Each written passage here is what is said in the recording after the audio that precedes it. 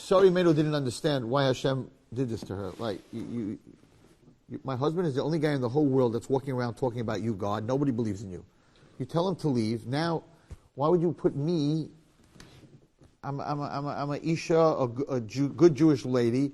I'm a tznuah. Why would you put me with this lowlife?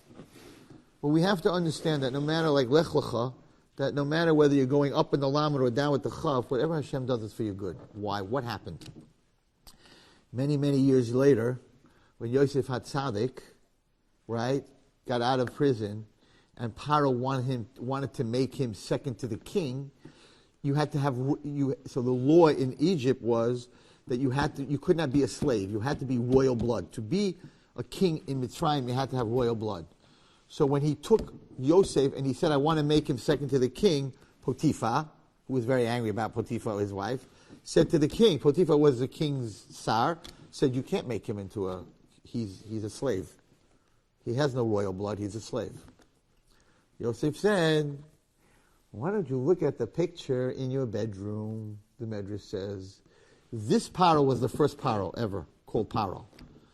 Sarah was so beautiful that he made them paint in the bedroom a painting of her. And she was made for 6 months till he couldn't handle it anymore. Sarah Imeinu was the queen of Egypt.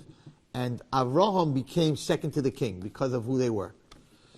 Now, Yosef said, look at my face and look at the face of my great-great-grandmother. And you'll see that they're exactly the same. My great-great-grandmother was Sarah. Sarah was written in the Egyptian history to have been married to Paro, which made him royal blood.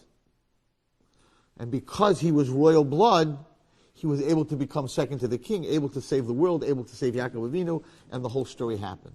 So the only reason that Sarah Imeinu ended up in this low place with Paro is that she had to become the queen of Egypt. Because by becoming the queen of Egypt, she was able to save Yosef, who was able to save the world. Lech Lecha. Everything in life, whether it's a Lamed or a Chaf, Kol, is all for the good.